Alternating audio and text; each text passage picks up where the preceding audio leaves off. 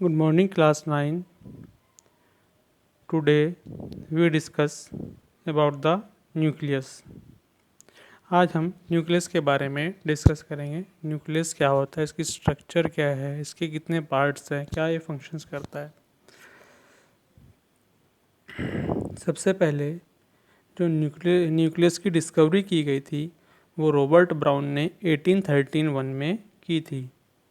जो न्यूक्लियस होता है आपका, इट्स अ ओवल शेप और राउंडेड स्ट्रक्चर होता है, जैसे आपकी बॉल होती है इस तरह का एक स्ट्रक्चर होता है।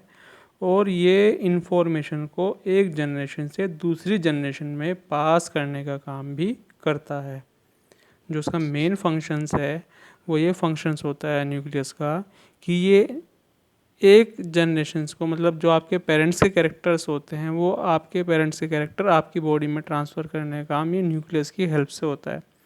इसके अलावा आप न्यूक्लियस को ब्रेन ऑफ सेल भी कहते हैं और control centre of the cells भी कहते हैं। Control centre of the cells या nucleus of the brain of the cell इसलिए कहते हैं क्योंकि न्यूक्लियस ही पूरी बॉडी, पूरी सेल ऑर्गेनेलिज को कंट्रोल करता है। अगर न्यूक्लियस के फंक्शनिंग में डिसऑर्डर हो जाता है तो हमारी पूरी सेल ऑर्गेनेलिज में डिस्टरबेंस हो जाता है। ओके, अब बात करते हैं नंबर ऑफ न्यूक्लियस, मतलब एक सेल्स में, चाहे वो आपकी इंक्लूडिंग प्लांट सेल्स हो और एनिमल सेल्स हो, कि कितने न्यूक्लियस होते हैं। जैसे फॉर एग्जांपल मैं बात कर लेता हूँ uninucleate cells. Uninucleate cells वो सेल्स होती हैं जिनमें सिर्फ एक न्यूक्लियस प्रेजेंट्स होता है। फॉर एग्जांपल्स आपका yeast, onion peel cell, cardiac muscles मतलब आपकी हार्ट की मसल्स, स्मूथ मसल्स, इन सब में आपका सिर्फ और सिर्फ एक न्यूक्लियस होता है। नेक्स्ट आपका बाइन्यूक्लियेट सेल्स की बात करते हैं, मतलब ऐसी सेल जिसमें सिर्फ दो न्यूक्लियस प्रेजेंट होते हैं, जैसे आपका पैरामीशियम। फिर आपका आता है मल्टी न्यूक्लियेट सेल्स, मतलब अब ऐसी सेल्स के बारे में बात करेंगे जिसमें दो से ज़्यादा न्यूक्लियस हैं।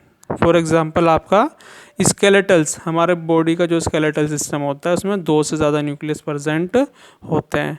नेक्स्ट होता है आपका ई न्यूक्लियेट सेल्स। यहाँ से ई से मतलब जो यहाँ पर है वो है अब्सेंट, मतलब ऐसी भी सेल्स होती है जिनमें न्यूक्लियस नहीं होता। इस तरह की सेल्स को कहते हैं आप ई न्यूक्लियेट सेल्स। और ये इसका जो एग्जांपल होता है ई न्यूक्लियेट सेल्स का वो होता है आपका आरबीसी। अब नेक्स्ट क्वेश्चन होता है आपका how many component made up of nucleus. ऐसे कौन कौन से कंपोनेंट होते हैं जो न्यूक्लियस को बनाने में हेल्प करते हैं। जो आपका न्यूक्लियस बना होता है अप्रोक्सीमेटली लगभग 80 to 85% इसमें प्रोटीन होती है, 10 to 12% आपका डीएनए होता है, 5% आपका आरएनए होता है, 3% आपके लिपिड्स होते हैं। दैट्स मीन कि प्रोटीन, डीएनए, आरएनए, लिपिड्स मिल करके न्यूक्लियस का फॉर्मेशंस करते हैं। Okay, now we are the discuss about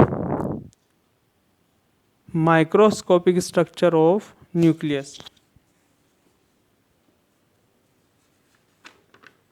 देखिए न्यूक्लियस कुछ देखने में इस तरह की बॉल शेप जैसा स्ट्रक्चर होता है। अब न्यूक्लियस जो है आपके 4 पार्ट से मिलकर के बना होता है। अब 4 पार्ट कौन से होते हैं, जैसे आपका फर्स्ट है nuclear membrane, nucleoplasm, nucleolus, chromosome. अब जैसे आपने फर्स्ट देखा है न्यूक्लियर मेम्ब्रेन, ये मैं आपको दिखा देता हूँ। ये है इसकी न्यूक्लियर मेम्ब्रेन।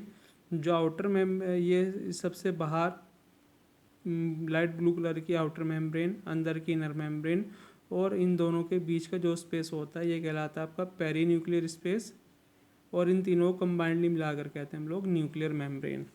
तो न्यूक्लियर मेम्ब्रेन की बात कर लेते हैं। न्यूक्लियस का जो पहला पार्ट है, it is a thin porous membrane that separate the nucleus from the cytoplasm. ये एक पोरस मेम्ब्रेन होती है, पोरस जिसके अंदर छोटे छोटे पोर प्रेजेंट होते हैं, और ये न्यूक्लियस को साइटोप्लाज्म से अलग करने का काम करती है।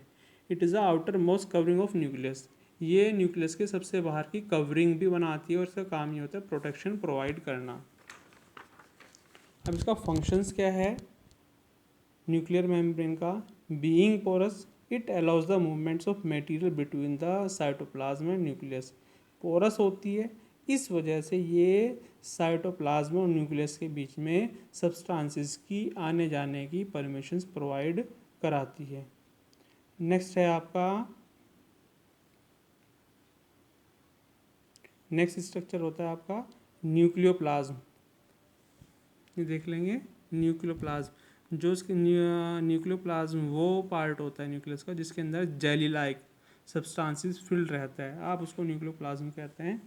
देख लेंगे, a jelly like substances found in nucleus called the nuclear sap और न्यूक्लियोप्लाज्म। जो न्यूक्लियस के अंदर जेली लाइक सब्सटेंसेस होते हैं उनको हम न्यूक्लियोप्लाज्म और न्यूक्लियर सेप भी कहते हैं। कहीं कहीं पर आपको न्यूक्लियोप्लाज्म की जगह कैरियो लिम्फ भी लिखा हुआ मिलेगा, तो उसमें कंफ्यूज नहीं होना, ये तीनों एक ही वर्ड है, कैरियो लिम्फ, न्यूक्लियोप्लाज्म और nuclear shape. Now functions of nucleoplasm. Main functions of nucleoplasm is to serve as a suspension substances for the organelles inside the nucleus. Nucleoplasm play an important role in the transports of material that are vital to the metabolism and functions.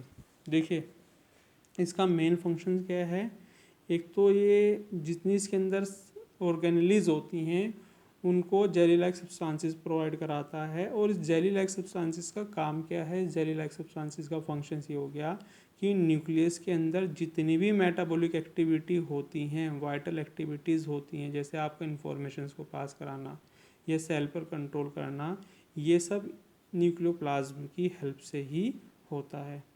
Now third part is nucleolus. Nucleus के अंदर एक round shape ball Oval shape structure होता है जिसको आप nucleolus कहते हैं। ये रहा आपका न्यूक्लियोलस, ठीक है ना। तो न्यूक्लियस के अंदर जो बॉल शेप स्ट्रक्चर प्रेजेंट होता है उसको हम कहते हैं न्यूक्लियोलस। और न्यूक्लियस का फंक्शंस क्या है, न्यूक्लियोलस आपका फोटोसिंथेसिस के दौरान प्रोटीन बनाने में हेल्प करता है, मतलब हमारी बॉडी में प्रोटीन बनाने में ये आपका न्यूक्लियोलस हेल्प करते हैं। नेक्स्ट है आपका क्रोमोसोम, ये फोर्थ पार्ट होता है न्यूक्लियस का। क्रोमोसोम न्यूक्लियस के अंदर आपको धागे के जैसे थ्रेड लाइक स्ट्रक्चर दिखाई देते हैं, ओके, बिल्कुल फाइन स्ट्रक्चर्स होते हैं, इनको आप क्रोमोसोम्स कहते हैं। दैट्स मीन कि न्यूक्लियस के अंदर थ्रेड लाइक स्ट्रक्चर प्रेजेंट्स होते हैं, धागे के जैसे स्ट्रक्चर होते हैं जिनको आप क्रोमोसोम्स कहते हैं। और क्रोमोसोम्स के ऊपर जीन्स लगे रहते हैं, ओके। अब जीन का काम क्या है, जीन का काम ये होता है कि ये हमारे पेरेंट्स के कैरेक्टर्स को हम तक ट्रांसफ़र करते हैं। दैट्स मीन कि ये पेरेंट्स के कैरेक्टर को नेक्स्ट जनरेशन में पास कराते हैं, ये जीन्स का फंक्शन होता है। मतलब आप शॉर्ट में कह सकते हैं जो क्रोमोसोम हैं वो हेरिडिटी मटेरियल होते हैं और जीन की हेल्प से कैरेक्टर्स को एक जनरेशन से दूसरी जनरेशन में पास कराने का काम करते हैं, ये क्रोमोसोम्स होते हैं। अब हम इसकी स्ट्रक्चर की बात कर लेते हैं, डायग्राम से इसको समझ लेते हैं। सबसे पहले मैंने बताया था कि न्यूक्लियस का फर्स्ट पार्ट होता है न्यूक्लियर मेम्ब्रेन।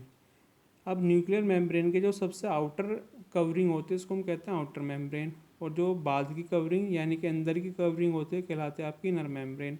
आउटर मेम्ब्रेन और इनर मेम्ब्रेन के बीच का जो स्पेस है वो कहलाता है आपका पेरीन्यूक्लियर स्पेस। अब न्यूक्लियर मेम्ब्रेन का फंक्शन क्या है, न्यूक्लियर मेम्ब्रेन का फंक्शन ये होता है कि ये साइटोप्लाज्म और न्यूक्लियस के बीच में सब्सटेंसेस की एंट्री कराने में हेल्प करते हैं। सेकंड पार्ट होता है न्यूक्लियोप्लाज्म, ये देख लेंगे।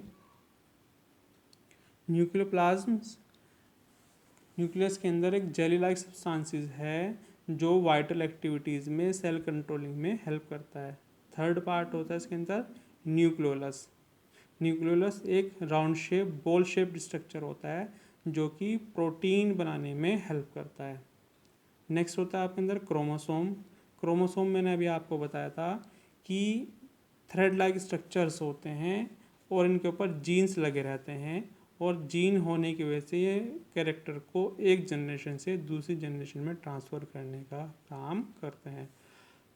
अब इसके अंदर न्यूक्लियस के अंदर दो तरह के क्रोमोसोम्स होते हैं, एक होता है आपका हेट्रोक्रोमेटिन, एक होता है आपका यूक्रोमेटिन। अब हेट्रोक्रोमेटिन उस क्रोमोसोम्स को कहते हैं जो डार्क कलर के दिखाई देते हैं, जैसे मैंने आपको दिखा रखे हैं ये डार्क। और यूक्रोमेटिन उसको कहते हैं जो लाइट कलर के दिखाई देते हैं। तो ये क्रोमोसोम के पार्ट होते हैं। अब जब न्यूक्लियस को आप ऊपर की ओर देखते हैं तो इसकी ऊपर की तरफ राइबोसोम और एंडोप्लाज्मिक रेटिकुलम लगे रहते हैं। राइबोसोम आपका प्रोटीन सिंथेसिस में हेल्प करने का काम करता है। अब धीरे धीरे सभी सेल ऑर्गेनेल्स को हम सेपरेटली स्टडी करेंगे। इसमें आपको जो प्रॉब्लम आए तो आप वो मुझसे कॉन्टेक्ट करके पूछ लेंगे। Okay, have a good day.